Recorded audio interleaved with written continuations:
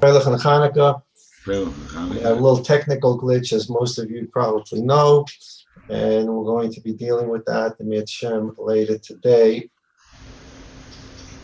We're in the Pachad Yitzchak in the Indian of Chanukah. We're getting off to a late start, so for today we'll take a look at the Chanukah and see if we can tie it in a bit to the Bereshis, which would be the second shir today, but we're short on some time. So we're looking at the Pachad Yitzchak yesterday in Chanukah, Pachad Yitzchak Maimer Tes. And the subject of the Pachad Yitzchak was the Lashon, the language of the Ramban Nachmanides. In his Hakdama to the Sefer Melchamas Hashem. The Ramban wrote a Sefer Melchamas Hashem. We explained that yesterday. In the introduction to that Sefer, he writes the following sentence. It's on the first page of the handout. Ki yoidea kol loimet talmudeinu she'ein b'chochma hazois moifes choitech goin cheshboine hatashboiris v'nesyoine hatachuna. Anyone who learns Talmud knows that in this chochma, in the chochma of Talmud,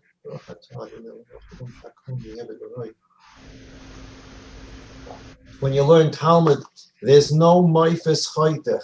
There's no, sort of speak, experiment that can absolutely prove a position and disprove as wrong another position. The kind of thing that you would find in math, and in the experiments that can be done, whether he's referring to astronomy or engineering, construction, whatever he's referring to, his point is that if you learn Gemara, you understand that we do not come to the precise result that math or science would come to, by which we have in math a certain rule, 1 and 1 is 2, and there's no if, when, and buts about that. 1 and 1 is 2, period, the end. We don't have a discussion about it, maybe, maybe not. The equation is proven to be true. That's the way it is. Two triangles are proven to be equal according to the corollaries and all the rules. That's it. When we come to the rules of physics, etc., again, we have these precision, exact rules, which basically do not have exceptions. So there's a precision to the Chachma that we call Chachmas Chitzonius, the Chachma outside the pure Chachmas HaTorah.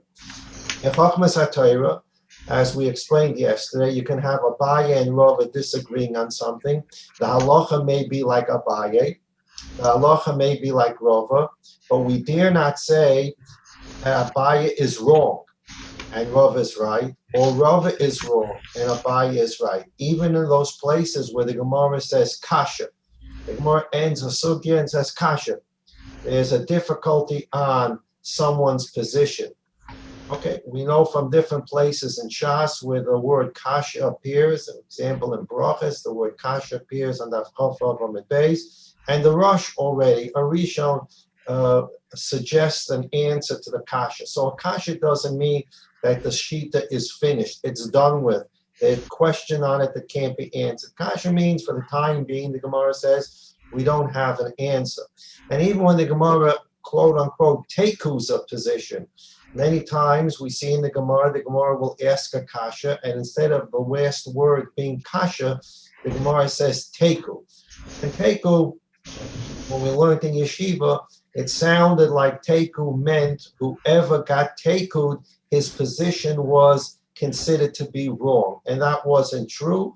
Our Rabbeim taught us that the word teku, kaf, yud, kuf, vav, stands for Tishbi Yataretz Kushis Vabayas. When who comes to Rutz Hashem today, he'll answer all these kashas in the Gemara. So while we have something called halacha, what does halacha mean? The word halacha comes from the word holach. What path are we going to walk down? There are multiple paths to take here. What path are we going to walk in our daily lives? And halacha tells us that although there are a number of paths to work, halach, this is the path that through certain rules of psak, this is what we will do. So we have certain rules like Rabbi Akiva, the halachas like Rabbi Akiva, wherever he argues with another Tana, except if he argues with multiple Tanoim. Then we go back to the rule of the halachas like the majority. But we have a rule wherever Rabbi Akiva argues with someone, the halacha, the path we're going to follow is the path of Rabbi Akiva. Not to say that the paths that the other Tanoim selected are wrong. They are paths. So the Ramban is telling us, we know, and anyone who's learned Gemara knows, that there is no precision proof in the Gemara to show that something is right or wrong. What we have is a halacha. We have a path to follow, but we dare not say that the other shita is wrong. It's not the path we're going to follow. Whereas the other chachmas, math and the physics and those kind of sciences do not offer different paths. We're taught 1 and 1 is 2, and we're not taught 1 and 1 is 2, and some people say 3. It is precision. So if you just read the Ramban, it sounds like the Ramban is telling us that there is chas v'sholem, something, a weakness built into the Torah, whereas other studies have precision results. The Talmud doesn't have a precision result. It has a maybe, it could be, it depends when, and perhaps the Ramban, chas v'sholem, would be read to mean that the Ramban is indicating to us there's a certain built-in weakness, chas v'sholem, to the Talmud. Talmud is not precise in its conclusions. The other chachmas can be precise in their conclusions. And that's what we were talking about yesterday, and we began the process of answering the Ramban. We also raised the question yesterday, the Rav Hutner's question is brought down on the Svarim, when there is an exile, when Jews are in exile, or Jews are being oppressed, and a miracle happens, we talk about a geula, a redemption. We talk about HaKadosh Baruch Hu saving us from the evil decrees of a particular Gentile nation. So when we talk about Mitzrayim, we were in exile, oppressed. We left Mitzrayim, we were free, and the oppression ended. So we talk about the geula, the miracles, as bringing to an end the golus and the decrees. Purim, there was a decree to kill all Jews. We had a redemption, we had a miracle, and that never came about. When we talk about Chanukah, we talk about lahashkicham teirasecha. The Yevonim wanted us, they were doing things to make sure we would forget the Torah. It's not just we wouldn't learn Torah in the future, that's bittul Torah. Lahashkicham teirasecha was an active effort by the Yevonim to make the Jews forget the Torah that they ever learned. What they learned in the past should be forgotten as well. And from this process that the Yevonim went through to try to make Jews forget that which they learned, we have for the first time in history, Rav Hutner points out, something called misyavnim, Jews who had become assimilated and who had abandoned the Torah that they learned in the past. That's the lahashkicham torasecha. Jews went into Golus Bavel before Yavan. The first Golus of the 4 is the Babylonian exile with the destruction of the first Beis Hamikdash. We don't find during the 70 years of Golus Bavel, Rav Hutner points out, misbavliyim. There were Jews who took on the Babylonian culture. We don't have anything in that history about that. When the Jews then became dominated by the Persians, and they were in the Golus Paras, the second of the 4 exiles, and they dominated the Eretz Yisrael, and we needed permission to rebuild the second Beis HaMikdash. We don't have misparsiim. We don't have in our history a movement by which Jewish people took on Persian culture. We don't have that in history. The third exile, which is Yavan, we have this concept of misyavnim, Jewish people who assimilated into the culture of Yavan. And this is the lahashkicham Torah. It wasn't just about making Jews not learn Torah in the future on penalty of death. If we catch you learning Torah, we'll kill you. It was more than that. There was an active effort to make Jews forget that which they had already learned in the past, and through that effort, they became Messiahnim who in fact abandoned their Jewish learning of the past, and they became loyal to Nebuch, to the Greek-Syrian culture. This is Yovan, Lahashkicham Torah. It's the door of Shmad. We don't have, before the door of Yovan, again, my footnote points out, any Goyim that came to Shmad Jews, when the Jews entered Eretz Yisrael and had to fight the nations in Eretz Canaan, it was a fight, it was a war. When the Jews lived in Eretz Yisrael and there were still some of the 7 nations left in Eretz Yisrael, those 7 nations didn't have a Gzeres Hashmad. The Bavliim didn't have a Gzeres Hashmad. The Persians didn't have a Gzeres Hashmad. The first Gzeres Hashmad we come to is Yovan. You can't make a bris milah, and you can't keep Shabbos, and you can't be Makadosh the Chodesh. This is all Yovan lahashkicham Torah. So in that context, we need to understand that when the Ramban, Nachmanides, says that in our Chochmah, in our Talmud, there's no precision proof, but in the other Chochmas there are precision proof, we need to understand the Ramban is not telling us, Chas v'shalom, there's a weakness in Chochmas HaTorah, and that Greek Chochmah and Greek culture is more powerful because it can come to precision results. Chas v'shalom, the Ramban would say that.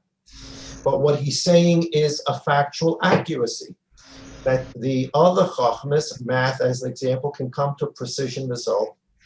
And in the Gemara, we don't come to precision results. We say that there is a halacha, although the other shittas are not wrong.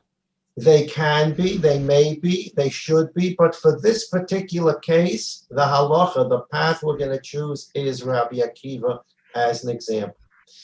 This is going to be turned on its head by Rav Hutner, that what the Ramban is writing is telling us how powerful the Torah actually is. So we have this question, exactly what does the Ramban mean? And then we have the question about Yavan and Chanukah, what are we celebrating? As we mentioned yesterday, Tosfos in Chagiga Daf Tes Zayin says the very first machlokes that occurred in Klal Yisrael was smicha b'yontif, whether you can put your hands on an animal, on a korban that you bring on yontif, from those korbanos you permitted to bring on yontif. And this is a machlokes that happened right around the time that the Greek Syrians were dominating the Beis Hamikdash. Yossi ben Yoezer, Yossi ben Yochanan, they had this argument, and the two of them were the students of a Tana by the name of Antignos Ish Socha. Antignos Ish Socha was introduced to us in Pirkei Avos right after Shimon HaTzadik, and he got a name, Antigonus. He's a Tana, and when he was born, his parents called him Antigonus, which shows you the effect and how far Greek Syrian culture had been absorbed into Jewish life. We have this nice young Jewish boy called Antigonus, and he grows up with that name, he becomes a Tana. His two students who are living during this period of time, they have a first machlokes about halacha. One says you can't put your hands on an animal on yontif, for smicha, for korban, and one says you can't. What did they do? As we asked yesterday, what did they do the yontif before? It's not the first time they brought korbanos on yontif. If we make believe for our purposes that Yossi ben Yochanan and Yossi ben Yoezer are having this disagreement on a sukkis, well, a couple of months before was Shavuos. What did you do on Shavuos? Did you put the hands on the animal, or didn't you put the hands on the animal's head? Yes or no? It was only a couple of months ago. You can't remember what you did. We see the effects of the Hashkicham Tevasecha even in the world of Sanhedrin, even in the world of Tanoim. So when we talk about Rebbeinu Shalom saved us from Yavan, okay, so we understand that they contaminated the oil and a miracle happened. We were able to light the menorah for 8 nights, even though there was only enough oil for 1 night. Okay. But in terms of the spiritual exile was they decreed and they made an active effort to make Jews forget the Torah. And we see that Jews, in fact, forgot the Torah in that very generation. And since then, the situation, quote unquote, has not gotten better. We have more shikras HaTorah, we have more machlokes, and if the golus of Yovan, the spiritual golus of Yovan was lahashkicham Torah, you will forget the Torah, and because you will forget, you will not have clarity in halacha. That lack of clarity has not gotten better since the Nes of the Chashmonaim. That lack of clarity has gotten worse.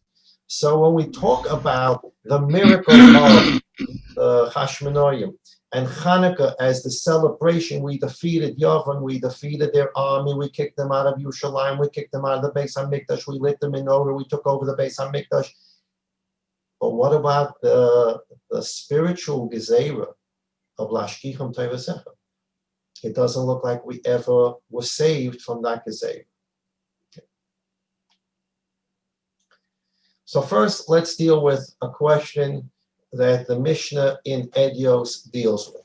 And the way we're going to deal with this question is through a Gemara in Megillah. The Gemara in Megillah on Daf Yud, on Daf Heyamid Beis, Heyamid Aleph Heyamid Beis, the Gemara says, Rebbe Nota Natia Bapurim. Rebbe Yehuda Hanasi, the famous Rebbe Yehuda Hanasi, the author or the compiler or the editor of the Shisha Sidrei Mishnah, he planted a tree on Purim. The Gemara is going to talk about 3 things that Rebbe Yehuda Hanasi did that seem to be startling. Rebbe Natan Natia Bapurim. Rebbe planted a tree on Purim, and the Gemara later is going to have a question: how can you plant a tree on Purim? Isn't work forbidden on Purim? Which we know, Al Pi Halacha, is not forbidden. There's no Issa Malacha, but the Gemara has a discussion about Issa Malacha. So Rebbe planted a tree on Purim.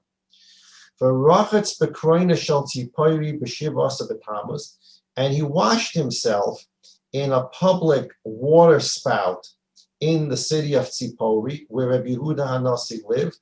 He did this on Shiva Asa B'Tammuz, which seems to be startling as well. Shiva Asa B'Tammuz is a fast day, and he's washing himself publicly in Tzipori.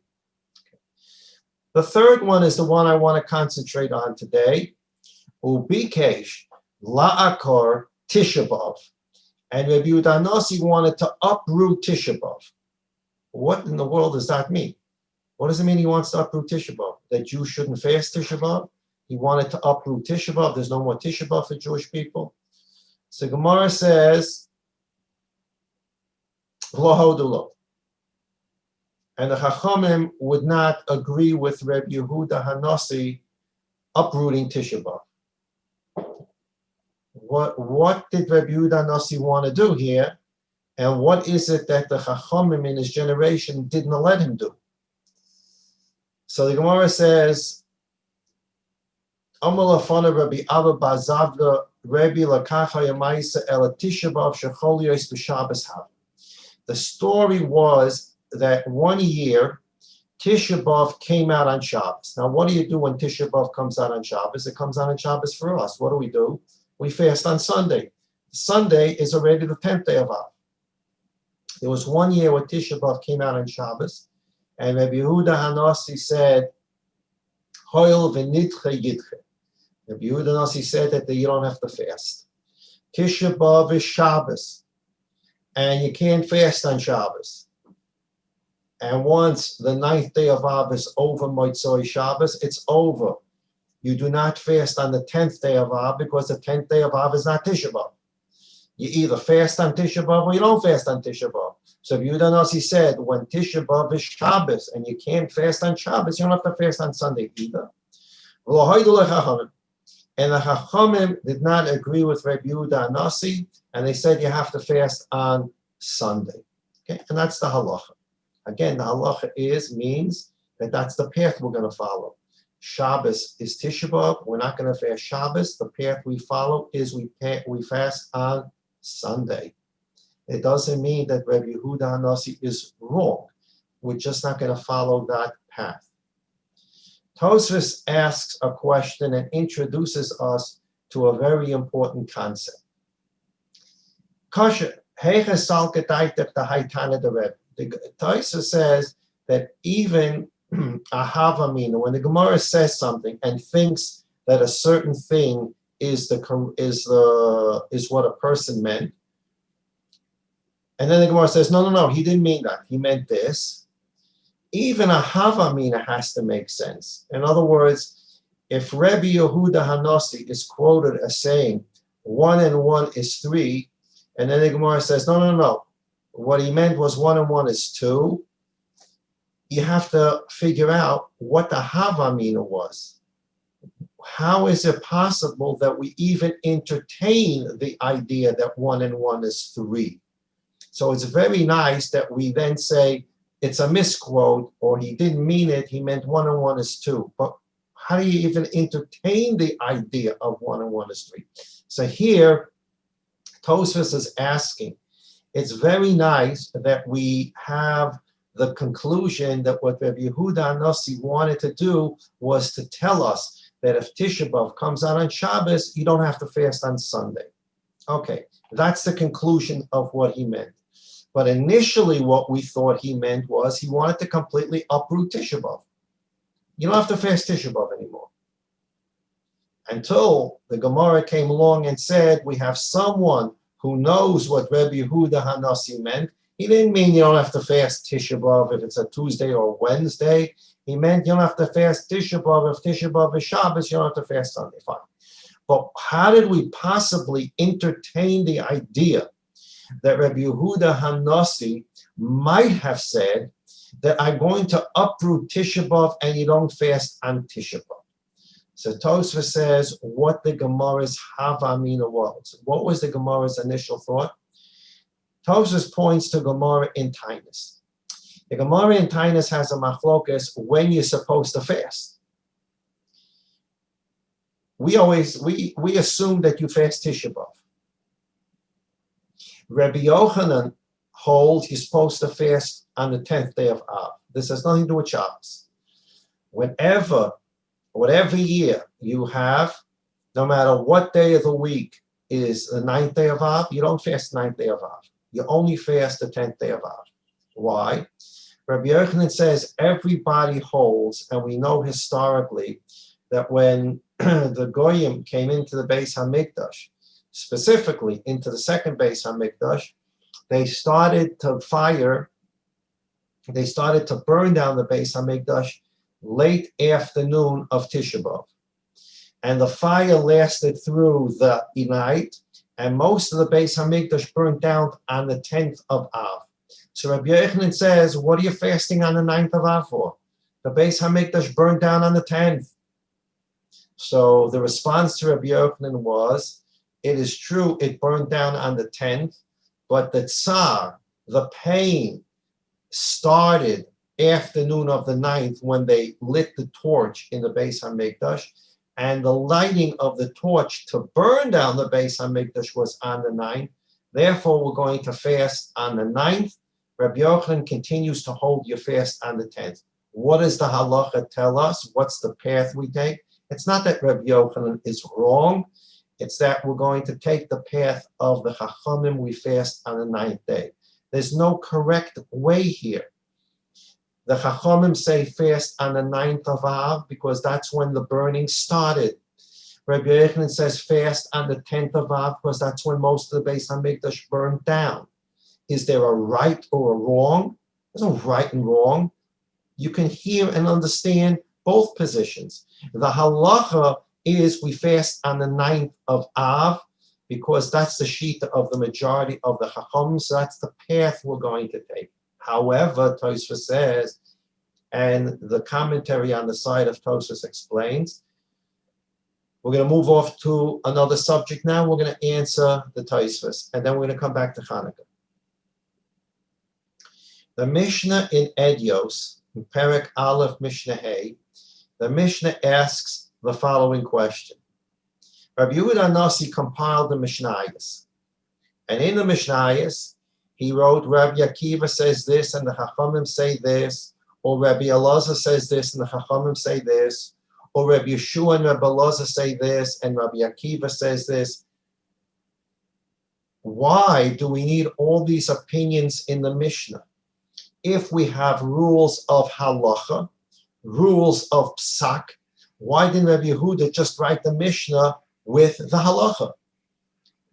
Instead of telling us all the different opinions, Rabbi Yehuda Nashi should have just written the Mishnah with the opinion that's the halacha. Rabbi Akiva says you can do this. End of the Mishnah. That's the halacha. Why do I need Rabbi Yehuda Nasi to write Rabbi Akiva says you can do this, Rabbi Yeshua says you can't do it? And then I know, anyway, the halacha is like Rabbi Akiva. Why this whole set of Shisha Sidrei Mishnah with all these arguments when I know that only one of the opinions is the opinion of halacha? So we're taught there in the Mishnah and Edios that Rabbi Yehuda Nasi did this intentionally. Because so long as Rabbi Yehuda Hanasi incorporated an opinion in the Mishnah, it means that that's a valid halachic shita. And if a Beis Din in a later generation would come, and a majority of that Beis Din would say, we're going to adopt from now on the halacha as Rabbi Elazar, they have the power to do that under certain circumstances. We're not going to go into the Mishnah and Edios.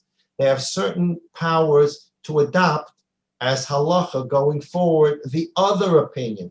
So while as opinion A was the halacha for centuries, a Beis Din under certain circumstances can say the halacha is now like opinion B, and that's why Rabbi Yehuda Nasi put opinion A and opinion B into the Mishnah, so that future Batei Dinim would know all the opinions that are valid in halacha.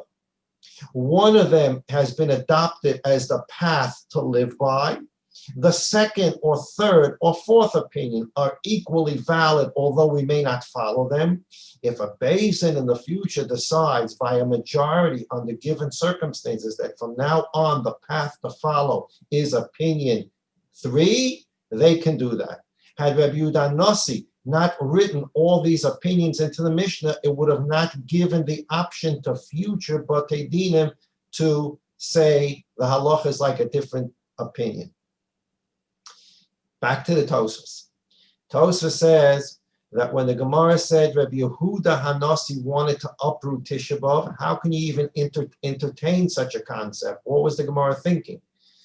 Rabbi Yehuda Hanasi wanted to uproot Tisha B'Av, not that you never have to fast. Rabbi Yehuda Nasi wanted to adopt and make officially the tainus on the 10th day of Av, not the 9th day. In the initial takana, when they were establishing Tisha B'Av, there were those who said that Tisha B'Av should be 9, because that's when the fire started. And there were those, or Rabbi Yochanan said Tisha B'Av should be 10, because that's when most of the Beis HaMikdash burned down. Came the halacha and said the path we're going to follow is we're going to fast on the 9th day, not the 10th day. But both opinions were recorded, 9 and 10, but we're going to follow 9. Came Rabbi Yehuda Hanasi many generations later and said, I'd like to rethink this. Since before my time, there's a recorded position that Tisha B'Av should be the 10th, because most of the Beis HaMikdash burned down on the 10th. I'd like to reconsider, not uproot Tisha B'Av, uproot Tisha B'Av from being on Tisha B'Av. And I'd like to reconsider that and establish the fast day as the 10th of Av. And the Chachamim didn't go along with it. What's the purpose of all of this example? The point is that Rabbi Yehuda Nasi was able to introduce the idea in his generation that Tisha B'Av, the fast, doesn't have to be the 9th of Av, but let's reconsider it and make the fast the 10th of Av. Why?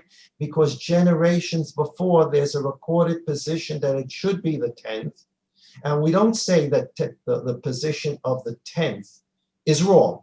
Just get rid of it, delete it. It doesn't exist. It was wrong when it was said. We never want to hear from it again. No.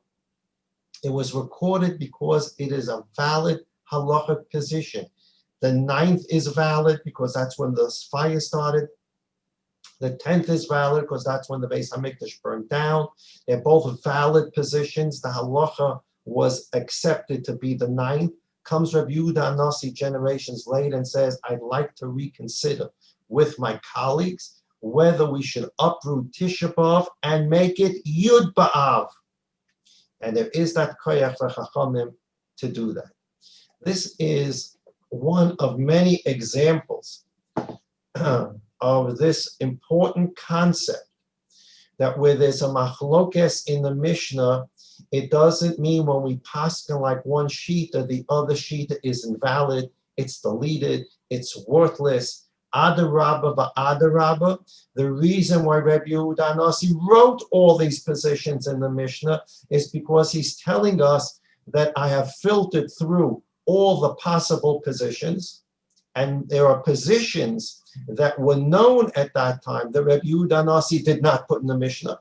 There are positions on halachic issues that end up in something called a brisa. We see that in the Gemara all the time. When the Gemara wants to introduce a Mishnah, it says Tanan. And when it wants to introduce a brisa, it says Tanya. And a brisa is made up of opinions that some of them didn't make themselves into the Mishnah of Rabbi Yehuda Nasi.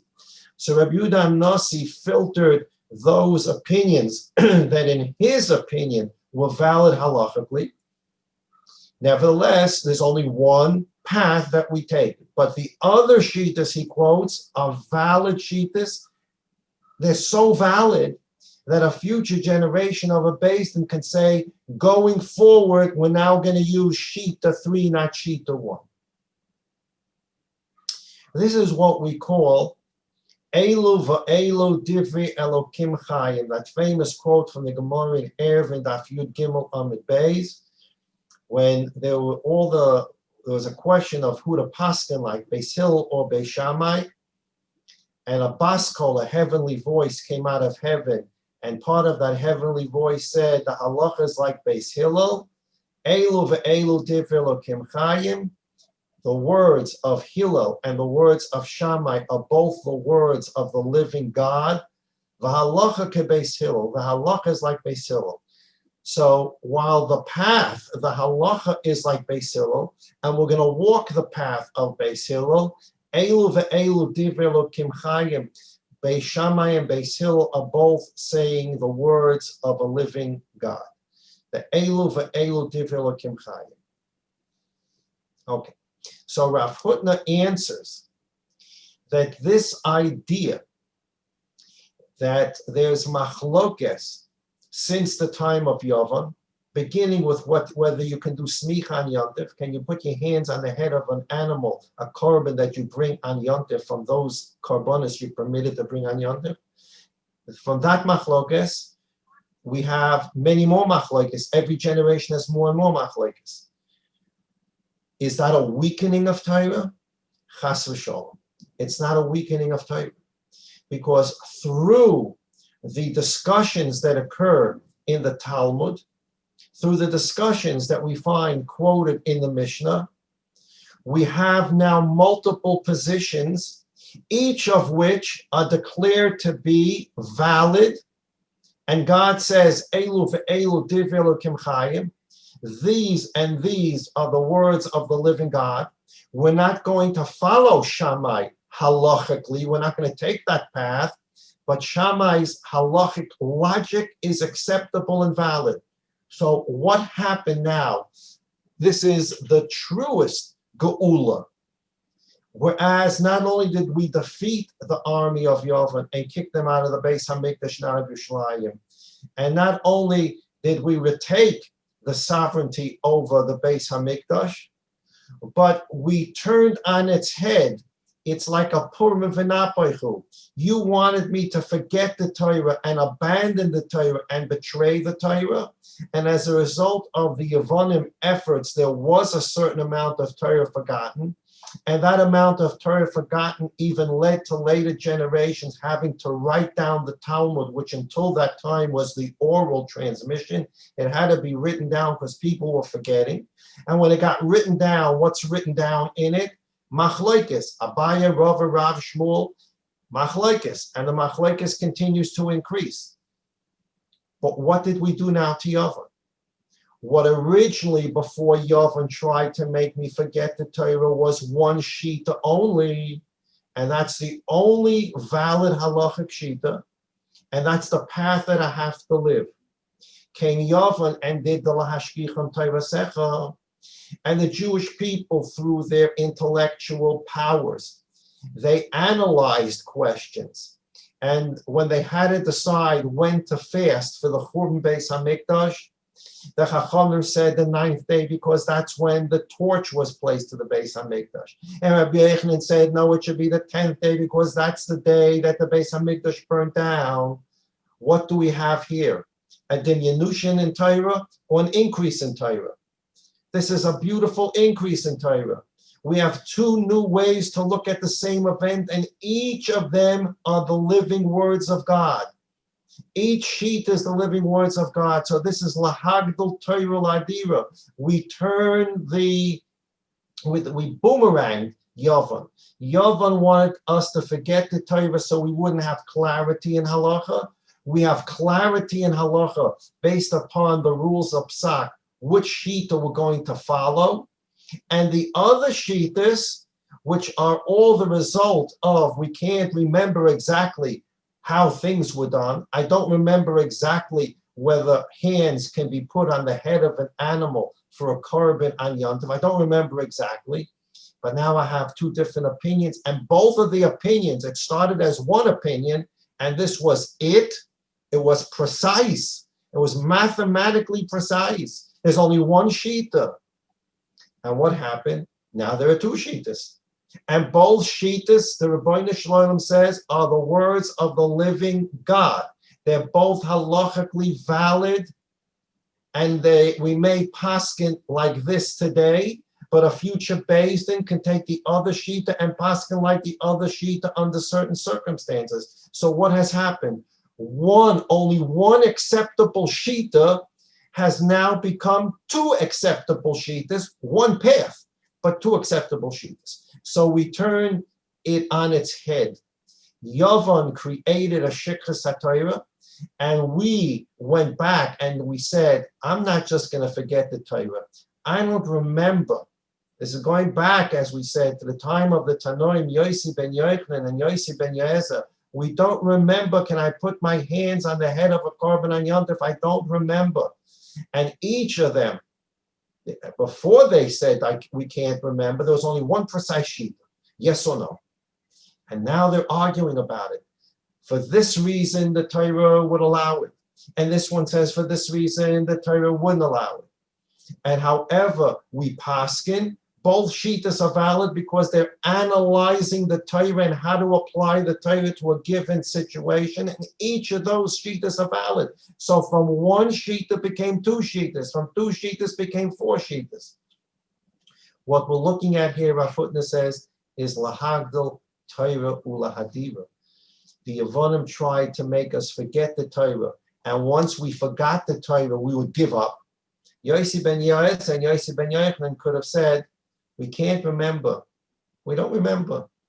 Can you put your hands on an animal's head as a korban on Yom Tov? We don't remember what you can do. Therefore, nobody bring korbanos on Yom Tov. We don't remember. We can't remember. No. We're going to continue bringing korbanos on Yom Tov, and we're going to figure out this problem, and we're going to look in the Torah and see, using the Torah Shebaal Peh, applying the concepts of the Torah, can I do it or not? And both shitas are valid. So by uprooting the memory of what was the halacha, Jews went back and said, I'm not giving up. I'm going to move forward and figure out what the halacha is. And it could be yes, and it could be no, and both are valid halacha shitas, elu ve'elu divrei Elokim chayim. So while the Yevonim are trying to make us forget the Torah that we learned in the past, we are developing through the Torah Sheba'al Peh a living Torah that can take us into the future. That's one of the meanings of Elu ve'elu divrei Elokim chayim. The halacha is like Beis Hillel, and Elu ve'elu divrei Elokim chayim. The Shammai and the Hillel positions are the words of the living God. What does the living God mean? The Baal HaTanya talks about this. Why did the heavenly voice say these and these are the words of the living God? Why didn't the heavenly voice just say Elu ve'elu divrei Elokim? These are the words, and these are the words of God, the living God. Elu ve'elu divrei Elokim chayim. What the Baskol, what the heavenly voice is emphasizing here is these are the words of a living God. He's alive and well. He's going into the future, and he's going to take two shitas with him into the future. Hillel and Shammai will move into the future with both their shitas, and if at some point in the given future we need to use another shita which has been quoted by Rabbi Yehuda Nasi, we're going to adapt that shita. This is a living Torah. What Yavon did was to make us forget that halacha that may have existed in the past, and we're going to make this into a living Torah. It's going to be alive. We're going to be able to move into the future with the Torah, even if it means two shitas. And to that, God says, this is a living Torah. This is a Torah that can't be extinguished. So this now dovetails into what we were talking about yesterday. We're taking a look now at the first page of the Pachad Yitzchak, page 1, Aleph of the handout. Here's the question. Am I correct that no one has the Pachad Yitzchak anymore because the Pachad Yitzchak was sent by a WhatsApp and now it's not there anymore? Am I correct?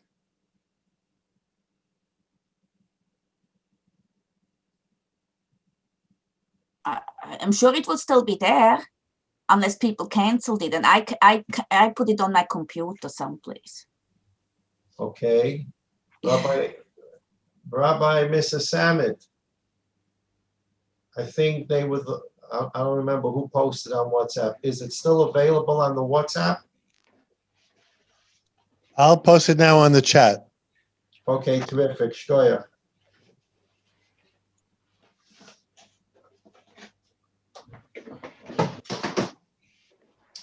So Rafutna says on the first page, paragraph Dalet, he distinguishes, as we began talking yesterday, about the covenant that God made with Noah, that he wouldn't destroy the world, and the covenant that he made with Avram, which we call Avram's bris milah.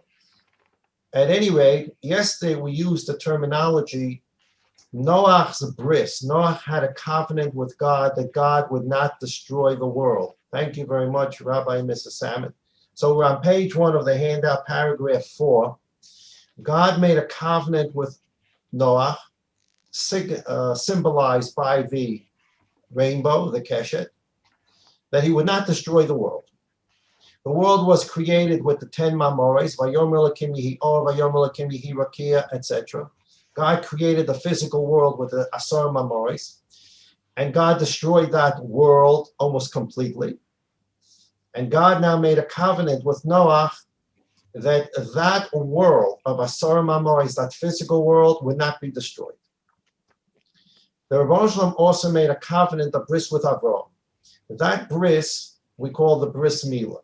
That bris milah signifies that the Rebbe Shalom is going to bring about a Jewish nation from Avram Avinu, and their bris is going to be based not on the 10 Mamoris, but on the 10 Dibros, the Aseres HaDibros.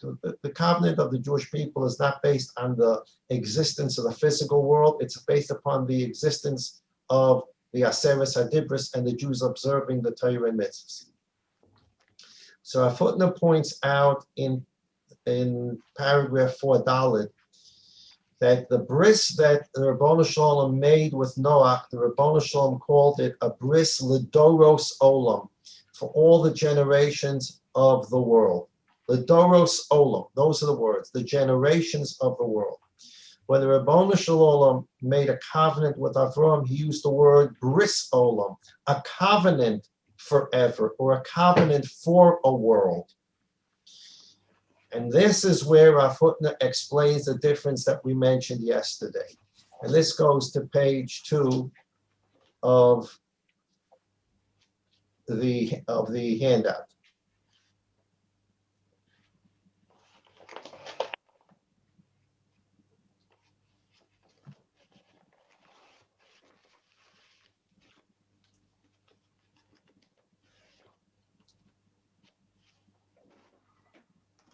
Paragraph 5. Hey.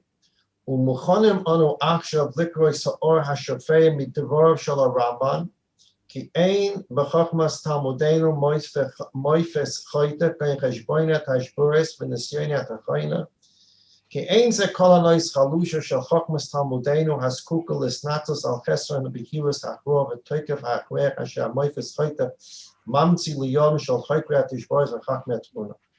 Chas v'sholom. The Ramban is not saying the Torah is weaker than the other chachmas that can come up with precision answers. That's not what he's telling you. He's telling us how powerful the Torah is. Notwithstanding what you would think is Talmud is maybe, could be, if, when, and math is absolute. Adarabah. The koyach of the Torah is in what we just talked about, that elu ve'elu divrei Elokim chayim type concept. Adarabah, Rav Hutner says, Zuhi harabusa hagedola ki tevarta v'geusa shel chokmas talmudenu hu b'shlilas hamayvus choytach b'tefuma. Just the opposite. Because you can't do scientific experiments and prove in a laboratory that Abaya is right and Rova is wrong, chas v'sholom, or vice versa. You can't do it in a laboratory. But you can go into a laboratory and prove some things are base or an acid. So what's a better chachma? That which you can prove in a laboratory, that which you can't prove in a laboratory? Chas v'sholom. The very weakness of the chachmas we call chitzonius, of the sciences and the math, is that you can go into a laboratory and prove it, and you can't do it to Torah. Why? This is how it needs to be understood. Oisa havdola hamiskayemes ben brisnech ben bris Avram, mavdila hi b'maloiche rifusa ben hamada hamishtayach lahamtzir shel brisnech, uvein hachacham hamishtayachas lahamtzir shel bris Avram. When we want to understand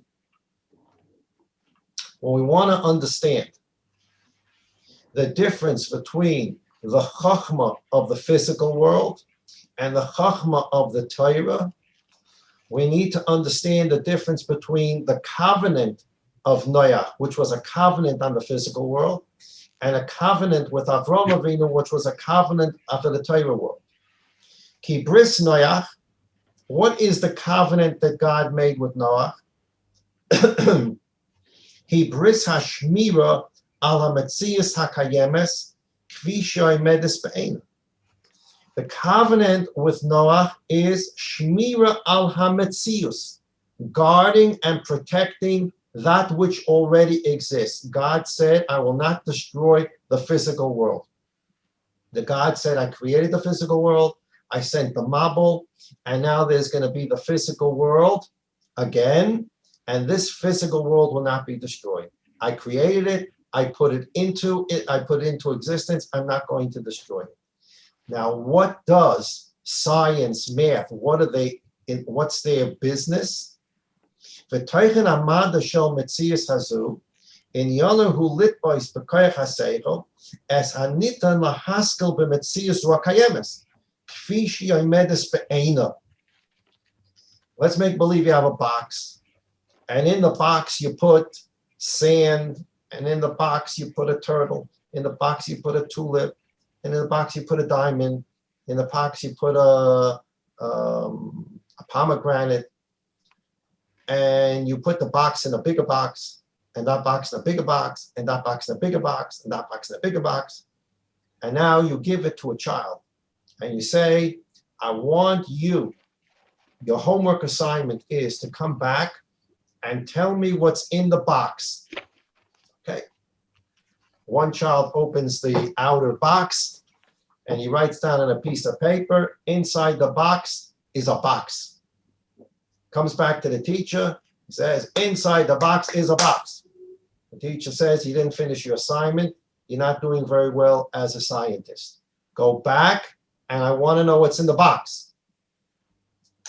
Student goes home, opens the box, and finds another box. He writes down on his piece of paper, in the box is a smaller box. Comes back to the teacher says, you're not a good scientist. You have to go back and do your homework. Until the child learns, he has to open the box and the next box and the next box and the next box. And then he puts his hand in the box and he comes and he says, I put my hand in the box, there's a tulip. He writes down on the piece of paper, there's a tulip in the box. And the teacher sends him back home and says, you didn't look carefully into the box. He looks again in the box, he finds a turtle. There was a turtle and a tulip in the box. Teacher sends him back home until he writes a piece of paper that says there's a tulip, there's a pomegranate, there's a turtle, v'chulu, v'chulu. And then he found everything in the box. That's what science is doing. The Rabbeinu Shalom created the world. It's a box. And there are a lot of things in this box. And there are boxes and boxes, and things are hidden. And there are boxes and the boxes and boxes and the boxes. And there are atoms, and there are electrons, and there are neutrons, and there are protons, and there are subatomic particles. And you can keep on opening one box after another box and finding more things in the box and more things in the box. And I once read that at the end of the 1800s, a famous physicist wrote that there's not much for physics to uncover. It's basically uncovered everything. There may be a little more for physics to uncover. And of course, early 1900s, you already have Einstein, and Einstein uncovered so much that he uncovered that now we know that there's so much to physics that they don't know based upon what they have found after this person, this physicist said, there's not much more to find. So he failed the science class. He put his hand in the box and he said, there's nothing more in the box. And he was just silly because there was many more boxes in the box. So they continue looking in the box for more and more things, and they find a new box. They open the box, they find subatomic particles, they find nanoparticles. They keep on looking in the box. But what are they doing? They're looking in a box that the Ribono Shalom created a long time ago, and they're trying to find everything that's historically been put in the box. These scientists, these mathematicians, are old-fashioned. They're old-fashioned in the sense that they're looking for things that were put in the box 5,781 years ago, and to get to everything in the box, they'll never get to. They'll never get to. They think they're getting to that particle of the, God, what they call it, the particle of creation. They have this cyclone running that's eventually going to break down a particle into the Uli particle. Never going to happen. But they're trying to keep on opening the boxes to find what was there 5,781 years ago. What's the material of creation that started everything 5,781 years ago? And that's what they're looking for. And that's the bris of Noach. The bris of Noach is to protect and guard that which God already created. And that's an important thing. Science is very important. Physics is very important. But we need to understand what they're groping for are answers about how God created the world. And of course, from those answers, they will derive there are certain things you can do in the future. From certain things they find, they will try to develop medicines to be used in the future. But what their basic study is not the future. Their basic study is for what pre-exists. And based on what pre-exists, they're going to try to do things, find things in the box, and think about the future. That's the bris of Noach. At the bottom of page Beis, Avo bris Avram, asher toichene einenu inyan shel shmir al hakayim. The bris of Avram Avinu wasn't the bris of the Asorim Amorais to keep the physical world going. That's the bris with Noach. Ella inyan shel yitzias mitzias chadasha. The whole bris with Avram Avinu is what we spend so much time learning about in the Das Tavunis and the Ramchal, about how to bring the world about from the imperfectly perfect world to the perfect world. How do we get the tools to do that? Through the Torah mitzvahs. What are we studying? We're studying how to take the world and make a new world. It's a bris olam. It's a covenant to create a new, better world. This is where we're focused. We're focused on Torah mitzvahs so that we can create a better world.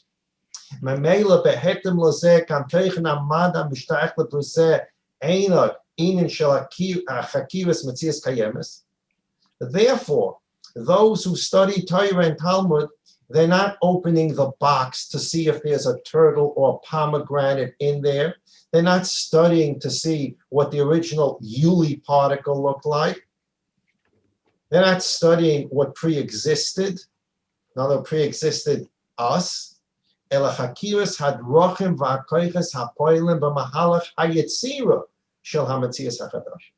we're studying is how to create new worlds. We're not studying how to secure and keep safe the existing world, or how to open the boxes of the existing world and find what's in there. We are studying about how we're going to create in the future new worlds. That world that's coming at the end of days.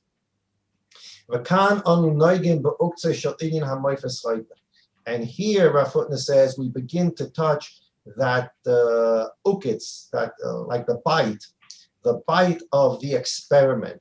We think originally the Ramban said that Talmud has no moifes chayta. It has no experiment. You can't absolutely prove it. It's not precise. Math is precise. And therefore we say to ourselves, "Oy, chas v'sholom, maybe math is better to study, because math is very important to study, but maybe math is a greater chachma than Torah, chas v'sholom. Ki haloi ha-moifes chayta shall kol mada lakuachu min ha-metzia sheisa mada dono lev ha-choykreisa. Mada umada metzia shaloi. V'chol mada mispanesu min ha-metzia shaloi. Umasig mitoiches ha-moifes chayta ha-nitzvah kloi lefi inyona. Every single study, math, biology, chemistry, physics, is opening their own boxes. The chemistry box has many boxes in it that still need to be opened to find what's in there. The biology boxes have many boxes and they're still opening the boxes to find what's in there.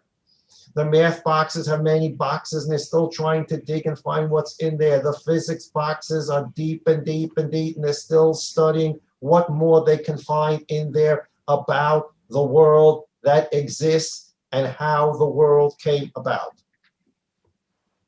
All this is a study of the present. I want to put my hand in the box and I want to find today what is in the box so that I know in the past what was used for creation. I can study the rules. E equals mc squared. When Einstein wrote the equation E equals mc squared, he didn't make it. It pre-existed. He decided instead of F equals mc squared, he used E for energy. E equals mc squared. He decided how to write it.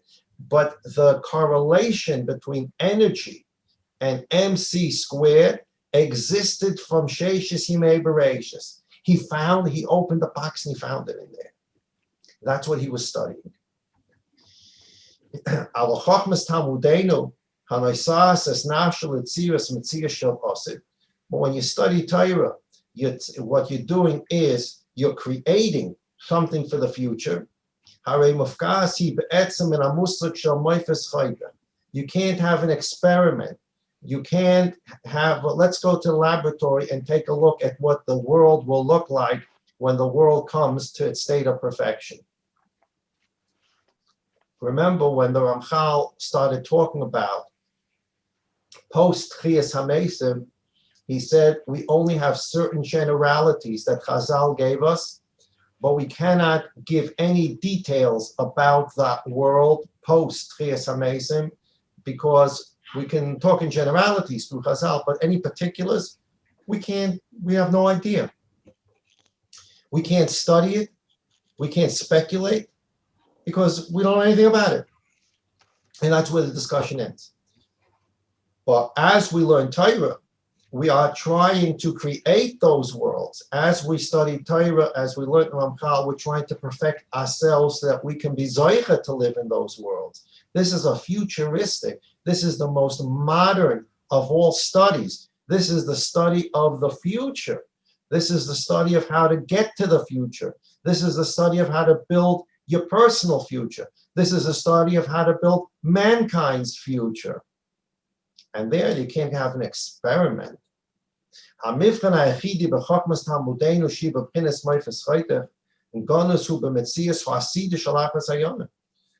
The Torah is only talking about and teaching us the Achos Hayonim, how to build today, how to get ready to build a more perfect world.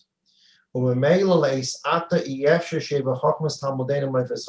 therefore, presently speaking, there's no such thing as an experiment to prove one way or the other what the end of days will look like.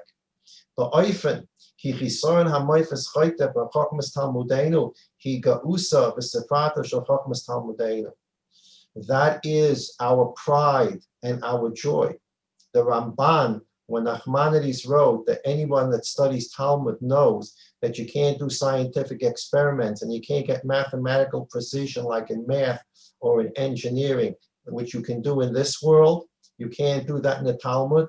He's not saying nebuch on the Talmud. He's saying, do you understand how great the Talmud is? Because while the math and the sciences are studying what exists and they're putting their hands in their box to find out what God put in this world already, we in the Talmud are studying about a world that's coming. And as we study it, we're creating the world that's coming.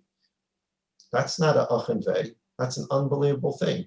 While they are stuck looking in the box to find what's in the past, which is important, but we are daily studying and working on creating the future world. They are old-fashioned, and we are the most modern of all intellectual studies.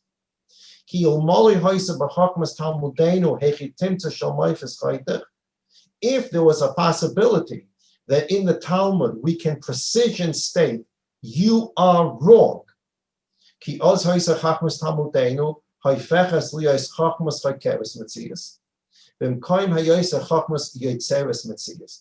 the important line in the Pachad Yitzchak. Where there's experiments and you can prove right from wrong today, that's called chokeres metzias. You're investigating reality. Either it's an acid or a base. And the litmus paper will tell you which one it is. V'zehu. It's a base or an acid. It's not, could be a base, could be an acid. It's a base or it's an acid. Because the investigation is this world right here and now. That's called Chochma Chakeres Metzias. It's an intellectual study that's looking at investigating existence now. The Mokim Hayosa Chochmas Yotzeres Metzias. The Torah, on the other hand, is an intellectual study that's looking to create an existence. The other studies, as important as they are, These are all things that God created, physics and biology and chemistry, but all those studies are studies of what exists now, what's inside the box that God put in there 5,781 years ago. That's a chachma chokeres. It's an investigative knowledge to see what's here now. Torah is a chachma yotzeres, not chokeres. It's a chachma that creates as we learn and as we improve ourselves and as we perfect ourselves and perfect the world, perfect mankind. We're creating a new world for the future. For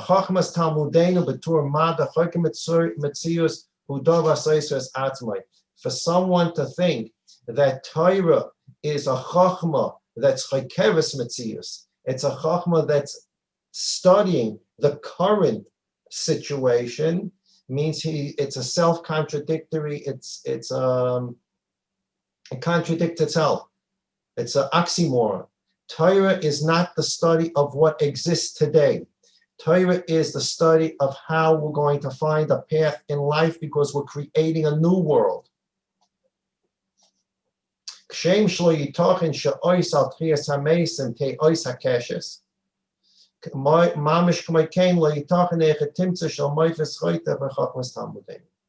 an impossibility. Torah is Yotzeres Metzius, and that's our Torah. So when we talk about Yovan versus Yidden, the Maharal wrote a sefer, Or Chodosh, on Chanukah. And in there he says the point of conflict, the point of tension between Yovan and Klal Yisrael is Chochmah, knowledge. Yovan wanted us to forget the Torah. They wanted to rid the world of Torah knowledge. They wanted the world to be the world only of the Asara Mamores, Greek philosophy, etc., Greek knowledge, Greek study, Greek mathematicians. They wanted the world to be a world where we're only studying this world because there is no next world to create. The Maharal says the tension point between Yovan and Klal Yisrael is Chochmah, and that's why their major attack was on the menorah. Remember when we learned Masechta Midos, we learned that in the Heichal there were three kelim. There was the menorah, the Mizbeach HaKatoris, the small Mizbeach upon which incense was brought morning and afternoon, and the Shulchan that had the 12 lechem upon it. And then, of course, there was the Pareiches, and behind the Pareiches was the Oral. But the three vessels that we used on a regular basis were the menorah, the Mizbeach, and the Shulchan. The Gemara in Baba Basra on Daf Chof Hei Amud Beis says, Harotza lahachkim, if a person wants to become wise, Yadrim, you go to the south. Harotza lahashir, if somebody wants to become wealthy, Yatzpin, he goes to the north. So many Rishonim learn that means davening.